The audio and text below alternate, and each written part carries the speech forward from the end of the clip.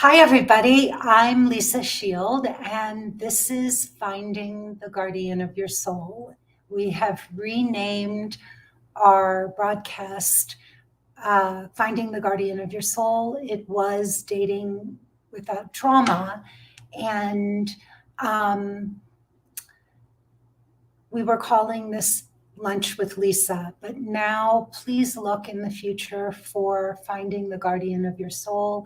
This will be the new name of our broadcast. So, with that in mind, it's a new name, a new year, and we are very excited. I'm very excited to start connecting with everybody and showing you this beautiful, beautiful process that we call finding the guardian of your soul. So I want to first introduce that before I go into the topic for today.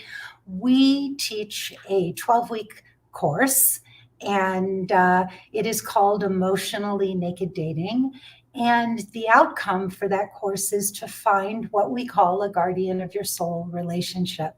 I'd like to share for a minute where that terminology comes from, because we hear so much about uh, we hear so much about soulmates and twin flames and your media naranja, or the other half of your orange.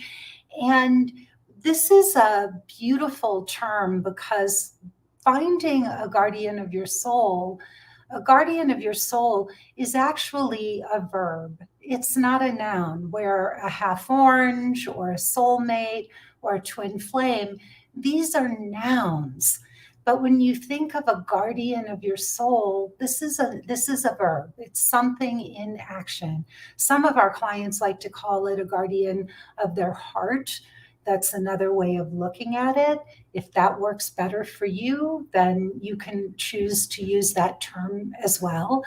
But the way this came about is, and this is such a beautiful, beautiful story. So I met my husband after about 96 first dates, and I was relentless. I woke up one day, I was on the precipice of my 40th birthday, and I started to realize that a huge part of my life, some of the best years, had gone by, and I was still single. I hadn't met a true partner yet. And I realized if I was 40, I might have, if I was lucky, another 40 wonderful, healthy years to spend with this man. Well, if you think about that, 40 is a long time, right? It's almost half a life. But at the same time, when I really stopped to think about it, it was only 40 summers, 40 Christmases, 40 New Year's, 40 summer vacations. And so I realized that I better get my butt in gear and find this guy. I also knew that I had a lot to learn. And I was actually talking about this with one of the women in our mastermind group. I was talking to her about how I realized that dating for me was a learning curve. It was a path to a relationship, but not strictly a means to an end or a numbers game. I approach dating as a path, a spiritual path to growth and learning. And I started to apply the many things I had learned through the teachers and the courses I'd been doing, like with Don Miguel Ruiz, and when I got my master's degree in spiritual psychology, and even the work I had done in a 12-step program and Landmark Forum. None of those programs, while they were all useful, and they taught me a lot about myself and who I am and how to love myself and like myself and value what I have to offer, none of those programs and courses taught me about men, how to connect with a man, how to open my heart to a man, how not to give my power away to men.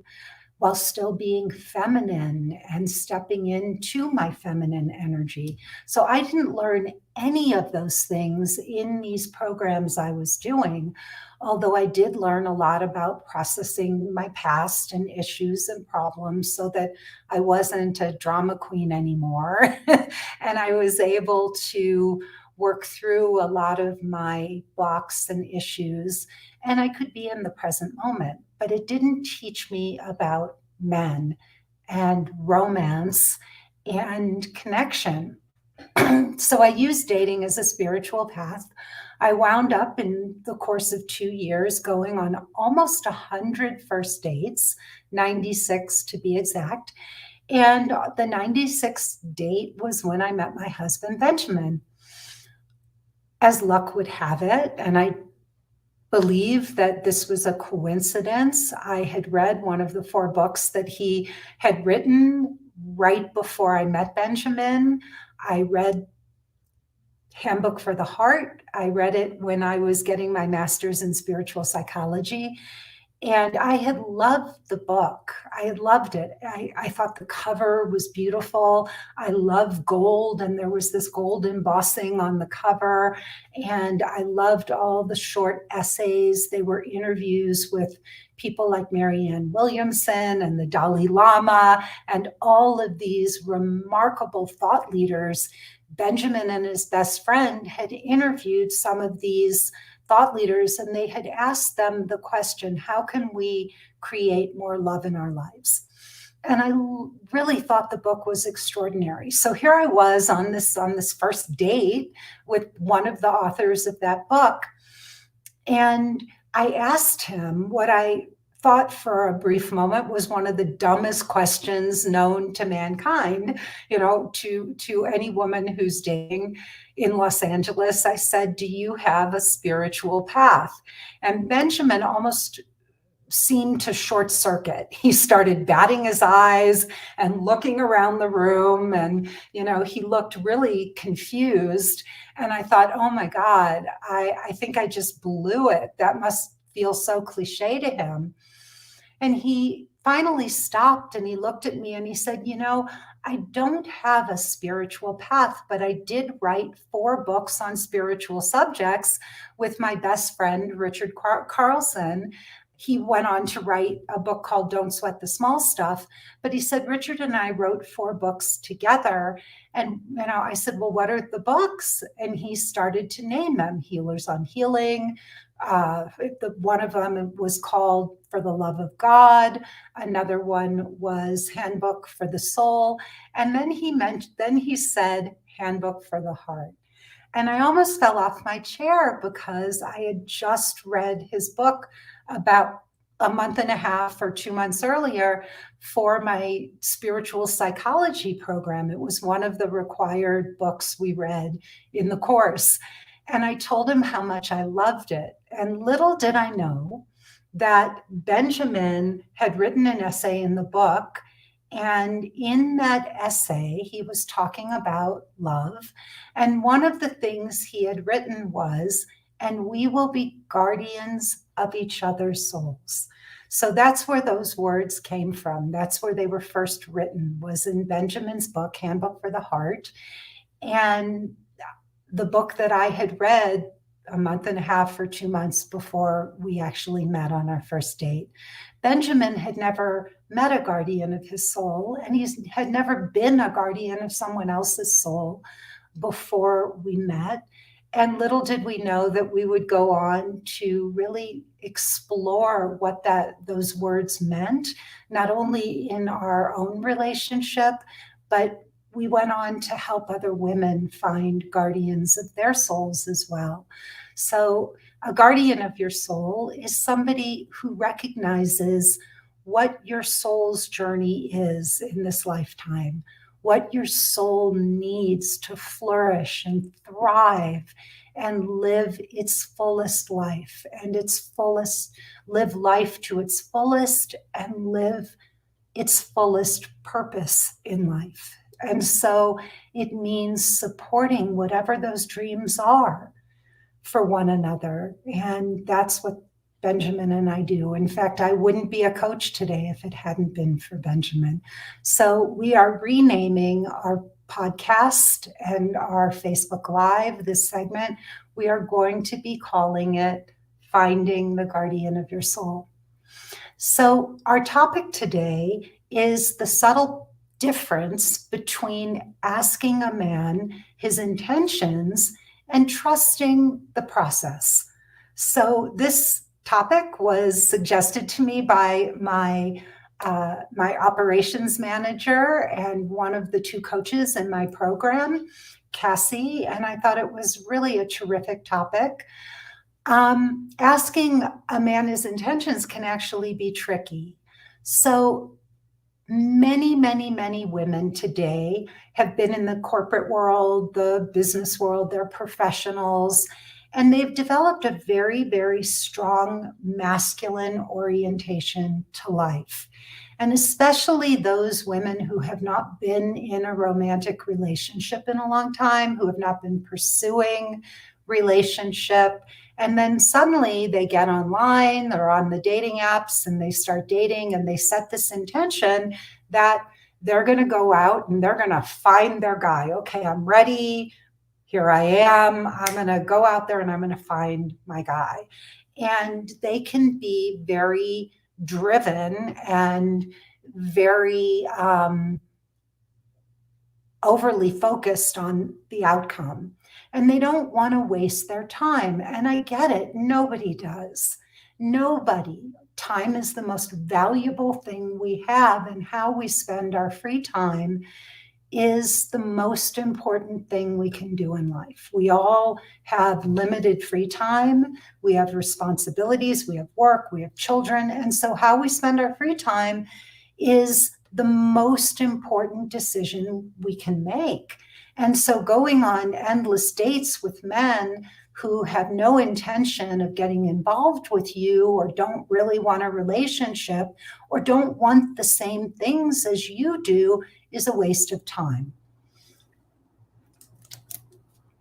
So it may seem that it's a great idea to just go on a date and ask a man, well, what are you looking for? What are your intentions? You know, I see you're on the dating site and you didn't check committed relationship, or you could, you also checked casual dating or friends with benefits. Like, what is it? I really want to know, because I want to find a partner. I want to find somebody to grow old with. Maybe you want to have kids, and you want to make sure that you're both on the same page, right? So asking a man his intentions will give you some idea on a first or second or third date, of what this guy is looking for. But very often when you meet a man, he's going to give you a very general answer to those questions, right? He's going to answer those questions in a very generic way. He may say, well, yeah, I want to have kids, or I do want to get married. If I find the right woman, those are all things I'm looking for. And you might put an ellipsis, ... eventually. So they're going to tell you that, yes, I do want relationship. I want to have kids. I'm open to getting married to the right woman. But the real question is, are they open to doing those things with you? And you don't know that yet. So what a lot of women will do is they ask these questions. They've got this checklist and they're going down the checklist, because they don't want to waste their time. They don't want to waste the guy's time. They don't want to get pulled into a relationship and turn around 6 months or a year later and realize they've wasted all this time. And so they're going down this checklist and they think that they're being thorough. And the guy is saying, yeah, I do want kids. I see myself having a family one day, or I do want to get married. And so a lot of you will hear, oh, well, he wants those things and we're on the same page. Well, there's a lot more to those answers than you might think, because he's not necessarily thinking of that future with you. He's just saying, yeah, if I meet the right person, eventually I may want those things. And many of you hear, oh, we're on the same page. We're looking for the same things. He told me he's looking for marriage. He wants to have kids. And you do not hear the part about, well, eventually and with the right woman. And so you invest months or even years of your life in a relationship with a guy that really might not be going anywhere. He may not want those things with you. He may be enjoying dating you, having a sexual partner, having somebody to do things with that's convenient. And he may be enjoying his time with you, but a lot of these guys will turn around once you start asking these questions again and start pulling away. So as long as you go along, they're going to be fine. But you do want to do something, which I'm going to tell you right now, that can make all the difference. And this is really what makes the difference for the women in our program. So first of all, if you do ask those questions in the beginning, because you may get an answer like, no, I've been married, I don't want to get married again, and I already have kids, and I'm not interested in having more kids. So those are just outright no's, and you have your answer, right? Mostly. Now, my husband told me he didn't want to get remarried, but then we did. So this is a great I'm a great example of trusting the process. So you want to also be careful, because you want to invest some time, but not too much time, if you do think that there's potential there. So let's say you ask some of these questions. If you get an emphatic, I don't want to get remarried, I already have kids, I don't want more kids and all, you probably want to move away from that guy if those are your intentions. If you are a woman in your 30s and you want children and you meet a man who emphatically says, I do not want kids, or I do not want more kids, he is not a good bet. Do not waste time, because you don't have time to waste.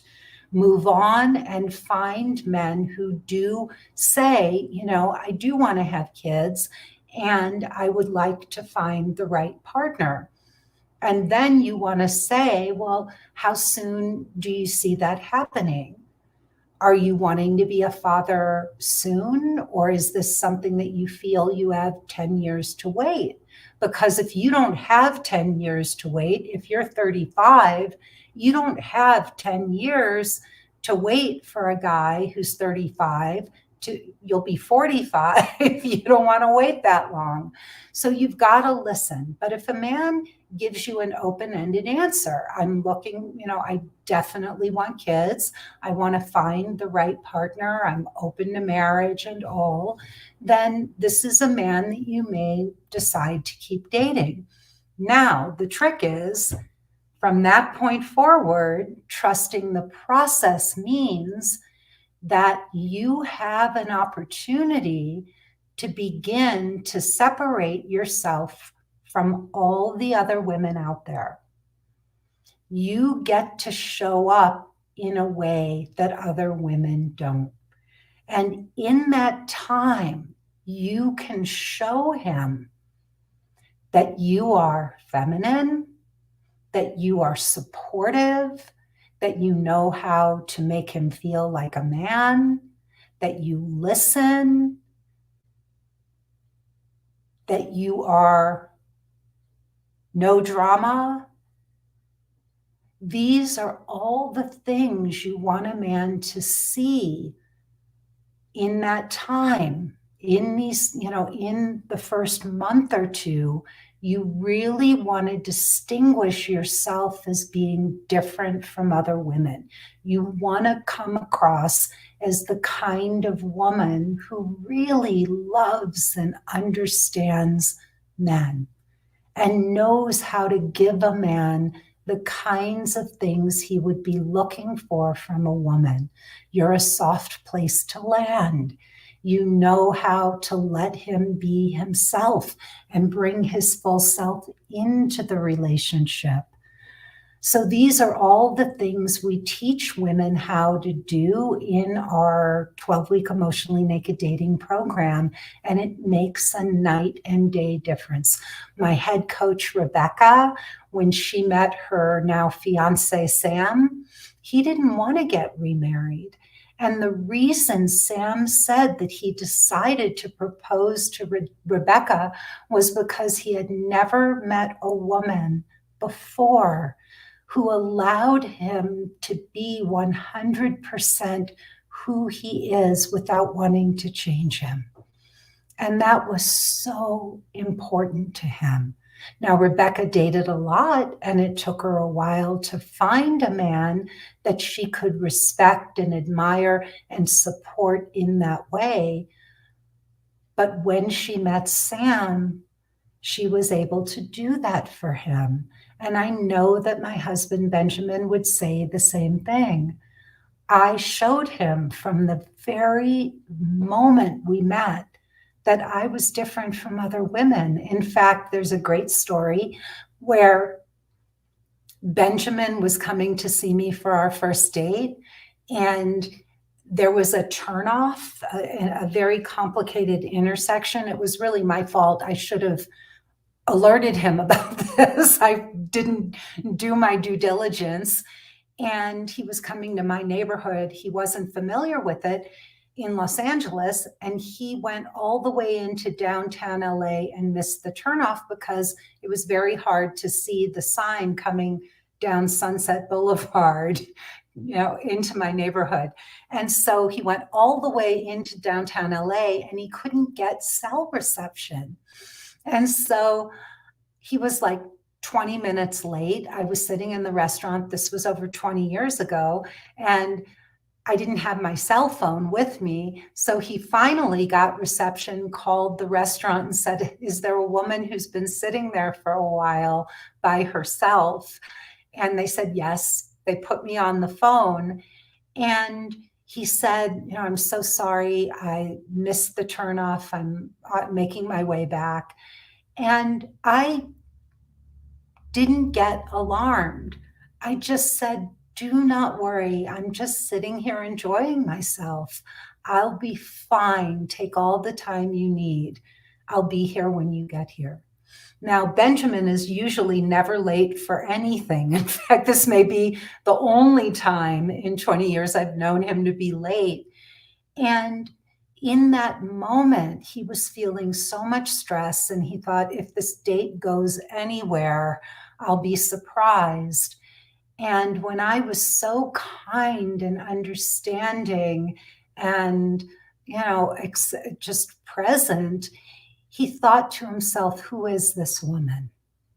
And he walked in and I greeted him with a smile. I looked into his eyes, and we really had a beautiful moment of connection we've been able to sustain for 20 years. And like Rebecca's fiance, Sam, Benjamin didn't want to get married or remarried. He'd been married twice before, and he did not have good marriages.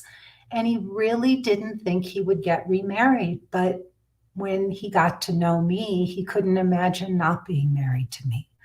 So in that time, when a man says, yes, I want to get married, or I would consider having children with the right woman, you have an opportunity to show this man that you are the right woman. And it takes a lot of patience. It takes a lot of presence of mind. You will have had to have done some real work on yourself, not to be anxious and pushing an agenda, especially if you do have a timeline like getting married and having children because you're in your mid to late 30s. But you have to take a deep breath and know that that period is the most important time, because you have this beautiful opportunity to show this man that you are different from other women, and that he could search the world over and not find another woman like you. So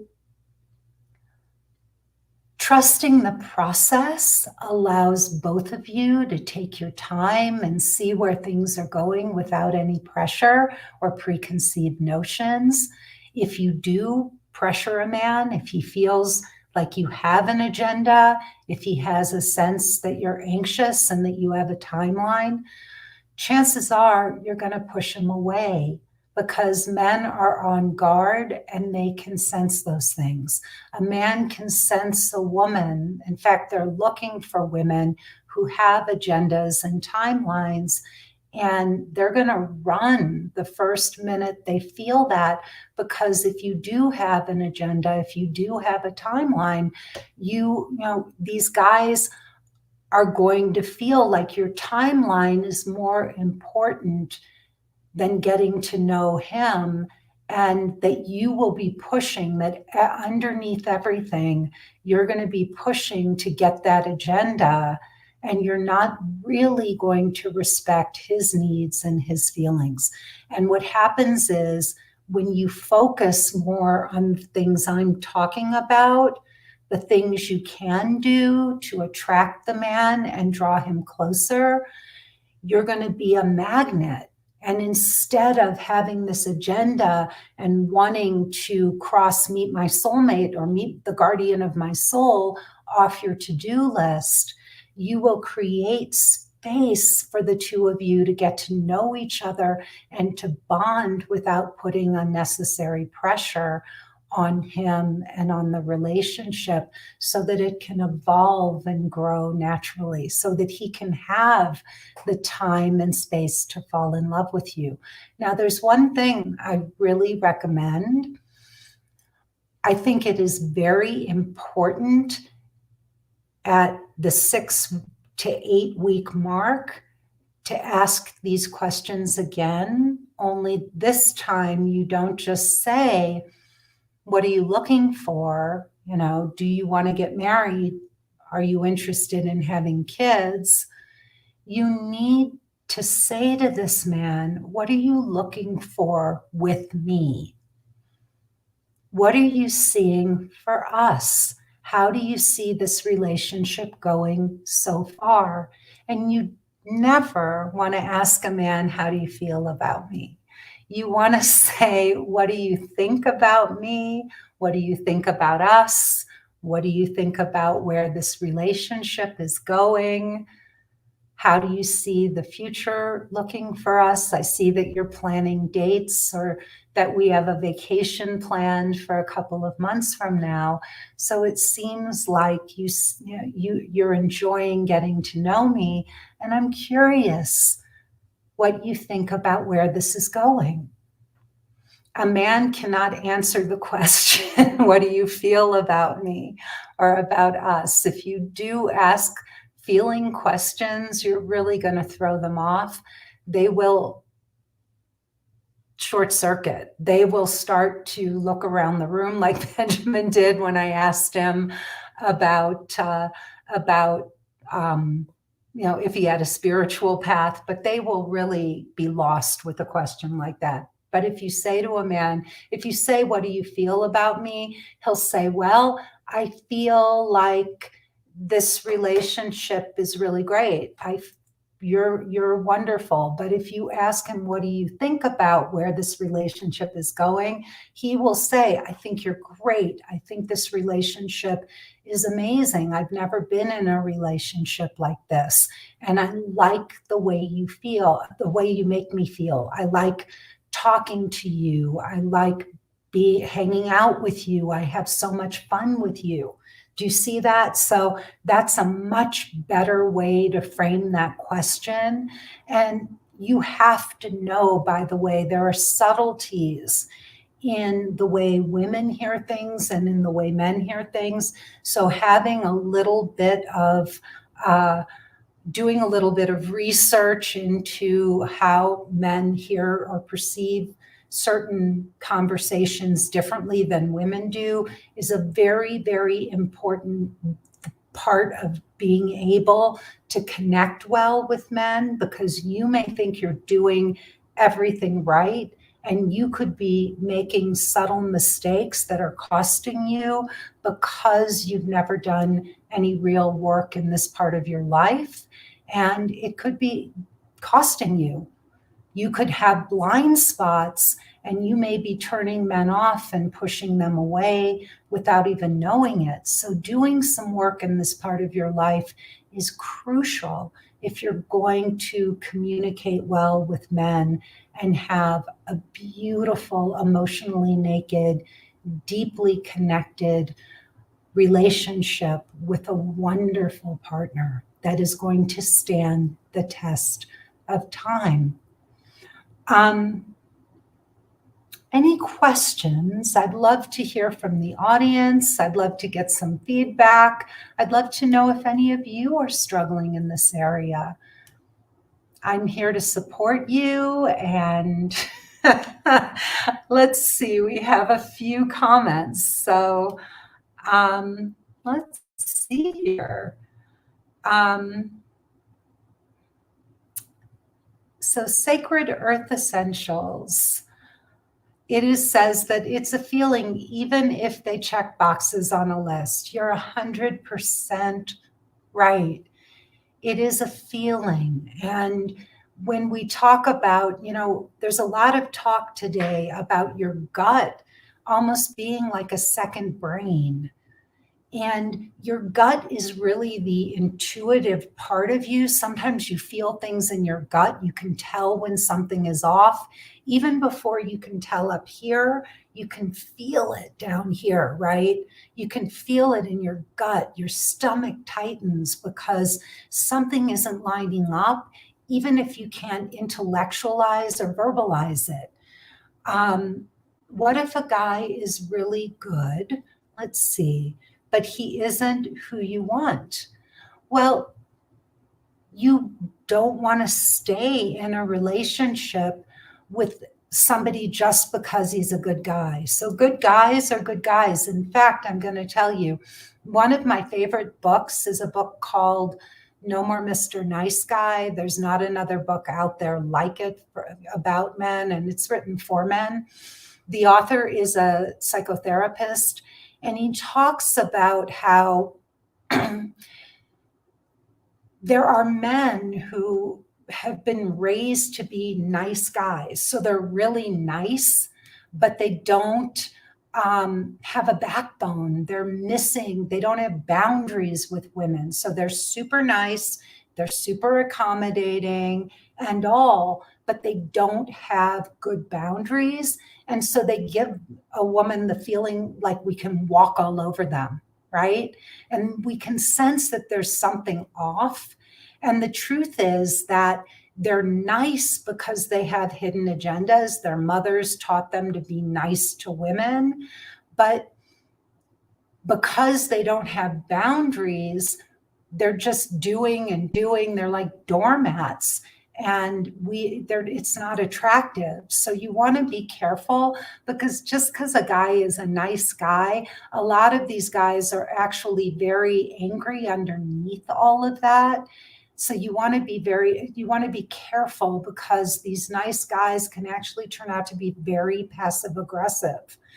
I just wanted real honest interactions, but I guess showing him I understand means accepting his communication style. I'm not sure exactly what you mean by that. So if you can give me a little more clarification. Oh, and you said you lost him already. I would need more clarification to really understand fully what you're saying here, to respond to it. So it may, you may have wanted what you thought was real, honest interactions. But one of the things that often happens, Sacred Earth, is that the way we phrase things with men can often come across as shaming, rather than encouraging or supportive. And men are very, very easily shamed by women. This is one of the most important things. If you don't learn anything else from me, please take this away. We don't mean to do it. This isn't about men having fragile egos, but it is important to understand that when a man is trying to please you, you may be missing the cues that he really is trying to please you, and it may not be landing for you, and then you may be coming back and being critical or making him feel inadequate without trying. So let me give you an example, and this is just a very superficial example. Let's say that you want your guy to wash the car, and he said he would wash it, but several days have gone by and he hasn't done it. And you come back to him and you say, you know, you told me you were going to wash the car 2 days ago and you haven't done it. Yeah, and I'm really disappointed. Like, I thought that you were a man of your word.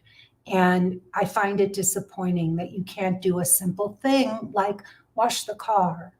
If you say that, if you talk to a man that way, he's going to feel shamed. And it's going to get the opposite result from what you wanted. Now, even if he does go and wash the car, he's going to resent you because he didn't like the way you spoke to him, because you made him feel small. And he's gonna, or he may just resist because he's not going to be talked to that way by a woman, but it's not going to get you the result you want. It would be much more effective to say, hey, it would make me so happy. I know you have a lot going on, and I know it's been a super busy, demanding week at work, and it would make me so happy if you would wash the car today. That you would be my hero if you did that. Now, a guy is going to respond so much better to the second way than the first way. So the way we talk to men, the way we ask for what we want, can sometimes shame them, or it can make them want to show up for us, make them want to be our heroes, and encourage them to be their best selves. So it's very, very important to know how to talk to a man and ask for what you want. All right, we have another. What about a guy when a guy is interested but seems scared of commitment? So, and I'm not 100% sure, but one of our listeners, and I think it is the Shari, what a beautiful name. So when a guy is interested but seems afraid of commitment, this is really a tough one. You need to start to understand how afraid of commitment and why, is he, and why is he afraid of commitment? So this is a huge thing. If a man is running hot and cold and you really feel like when you come close to him, he pulls away, and then when you pull away, he comes close to you, this is what is called an anxious avoidant relationship dynamic. And if that is happening when you try to attach, he distances himself, and then once you let go of that, he starts to come closer. This is not a good pattern. That can play out over and over and over again in a relationship.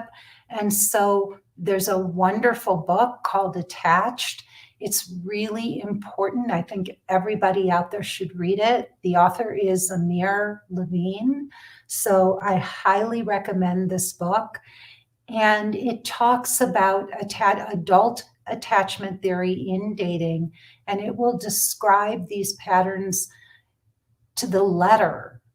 And if that is happening in your relationship and that pattern keeps playing out over and over again, even with therapy, the chances of changing this man and making him feel safe and and helping him feel safe with you in a relationship, it may be impossible. And I know that that's hard to hear, Thashari, but it really is true. You're going to save yourself years and years of heartache by not getting involved in relationships with men who do this.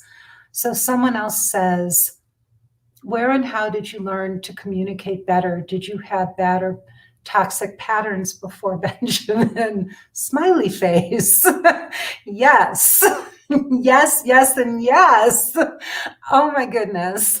I was a nightmare. We teach the things that we most need to learn. This is not just a saying. This is a truth. So, I was just a nightmare, and I was terrified to ask for what I wanted in a relationship.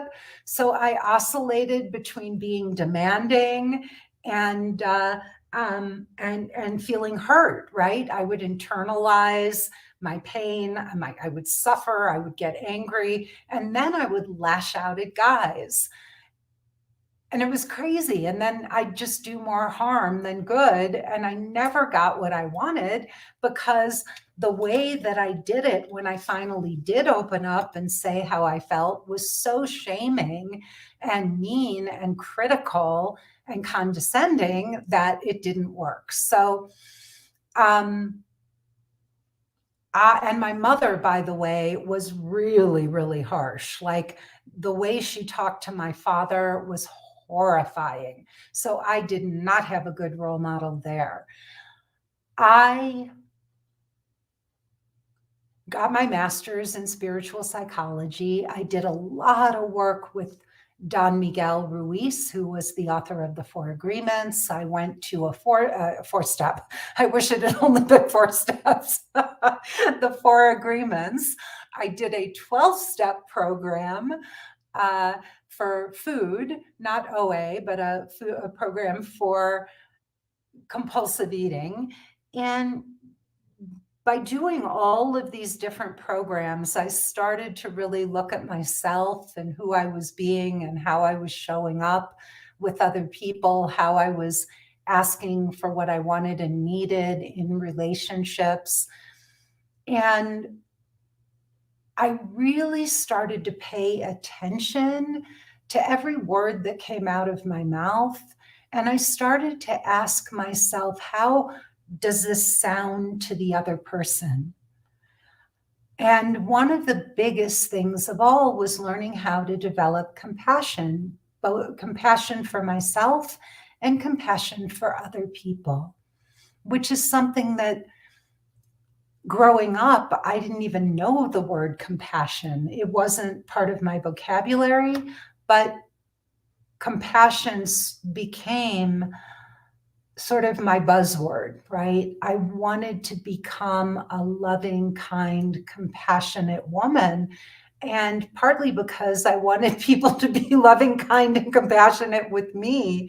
And the way I was showing up, in not just in relationships with men, but with women as well, with friends, with everybody in my life, it wasn't working. And so, yes, I started to really look deeply at these parts of my life. Some of it I learned from other people, and some of it I really just developed on my own through awareness and self-awareness. So let's come back up here. What if a man you are in a relationship with lies to you about where he is for some reason? Do you give him another chance, or do I end the relationship? He swears he learned from it and it won't happen again. It's hard for me to get trust back, no matter the level. So, Jill, I think, the first thing is to create a safe space and just say to him, why did you feel that you needed to lie to me? And what was it about me, about us, about our relationship that you didn't feel that you could just tell me the truth? Maybe you already know the answer to that, but that would be the first question I would ask. And I would also want to know if dishonesty has been an issue in past relationships. A lot of men hide things from women because they don't feel that we are open and that we will understand.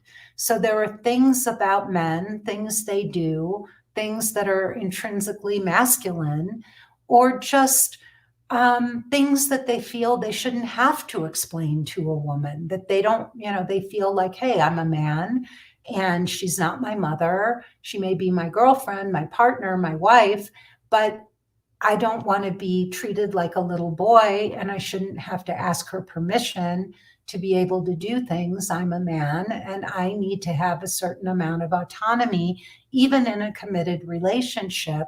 And so a lot of times men will hide things for that reason. So I'm not saying it's good. I'm not saying it's justifiable. I'm just telling you how men think. One of the gifts I gave to myself was to start to really think like a man. And I'm not talking about act like a man. I'm talking about being able to put myself in a man's shoes and see things from a male perspective. It has given me tremendous insight into men.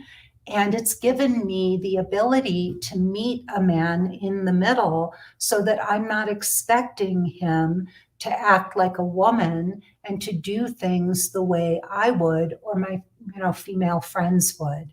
And so I encourage you to put yourself in his shoes and really try to have compassion for him, for where he's coming from, and see if you can feel some compassion so that you can get past this trust issue. Because that's something, when somebody breaks the trust, it's because they're violating a rule that we have. And sometimes the way to get past that is just to have compassion and try to really see things from his side. If it happens again or it keeps happening, then you have a real problem on your hand. But if you can both take this experience and growth from it, and that means finding a way to meet in the middle, and that means you're going to have to come towards him a bit and he's going to have to come towards you, then I think that your relationship could become stronger as a result of this. And it doesn't have to become this, can I trust him? And you constantly looking over your shoulder. I think what happens is the first time something like this occurs, you look at it, you grow from it, and then you make a decision, to let it go and to just be together. And if it happens again, then you see that it's a bigger issue.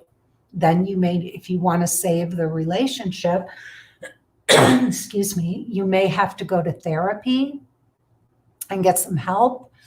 Or, you may decide that this isn't a trustworthy person. It has nothing to do with you. It's his issue. And you are gonna move on and find a partner that you can really trust. All right. And Gina, hello, my Gina. Hello. Oh, you said there's this man. He has a nice career, but it feels like there's an intellectual gap in the sense that he doesn't invest a lot in personal development. He's 100% everything else except personal development. Should that be a deal breaker? Oh, well, first of all, please give my love to your sister and tell her I miss her so much. And in answer to your question, Gina, it's a hard one. It sounds like there's so much good there. It sounds like there's a lot of good in this relationship. However, if you don't respect him intellectually, that can be an issue. Now, a lot of men have wonderful traits to offer, but aren't necessarily into personal growth, right? It may not be their thing, but some men I know are incredibly wise. They're incredibly intelligent, but they just, personal growth isn't their thing. But they are principled, they have great values, and their personal growth shows up in their ethics, not sitting and reading Eckhart Tolle or going to, a spiritual growth workshop or meditating. So I think that that's really something that you have to tap into within yourself. Respect being the most important thing you can give a man. If you keep coming up against a wall and feeling like you don't respect him, that could be an issue. So I would look at that. Somebody said, I kind of feel like saying you will be my hero to a guy for washing the car or doing some other task is unnecessary encouragement, like talking to a child. Should we as women be expecting the same from them when we wash dishes, cook a meal, or buy groceries? Well, I think gratitude and acknowledgement is important on both sides. And I think the more you do it for him, the more he's going to do it for you. I also know that we love flowers, we love surprises, we love all kinds of things that men do for us. So I'm just whoever wrote this, and I don't see a name here, but whoever submitted that question, I would say to you, try it out and sit back and see how a guy responds. I don't care if it's your brother or your father or any guy, some guy at work, but if you tell a guy you would be my hero or you are my hero, they light up. And I want you to know that, what did I want to tell you? Why do you think they make all those superhero movies? Because men want to be superheroes. They want to be heroes. They want to rescue the damsel in distress. That's every man's fantasy, is to be able to be heroic. So even something as simple as washing the car, if you say to him, you'd be my hero, he's going to feel valued and acknowledged. And he's going to feel good because he knows that he will make you happy, which is what men want to do. I am so, so sorry. We have many more questions, and I really, really would love to go through them all, but I'm at the hour and I have to run. I just want to say thank you so much. We had a wonderful audience today. This is Finding the Guardian of Your Soul. I am Lisa Shield. Please tell everyone you know, your sisters, your mothers, your nieces, your daughters, your girlfriends, about this broadcast. You can find me wherever you get your podcasts. I also do another broadcast on Sundays with my husband Benjamin called Getting Inside the Right Male Mind. He is an absolutely extraordinary man, and getting inside the mind of a great man like Benjamin is priceless. So please join us for that as well. You can also submit questions to podcast@lisashield.com. We love getting your suggestions. Please also give me a thumbs up on YouTube. You can also heart me or give me a thumbs up on Facebook. And last but not least, if you want to learn more about what I do and how I can help you personally find the guardian of your soul, go to lisashield.com and please click the button to watch my free 45-minute presentation. At the end of that presentation, you can book a call with me or a member of my team, and we will show you how to find the guardian of your soul in just 12 weeks. Thank you again. It is always a pleasure to spend time with you. I send you so much love and light on the journey of finding true and lasting love. It is out there. Please, please, please never give up on love. There are wonderful, wonderful men out there looking for women like you right now. Bye-bye.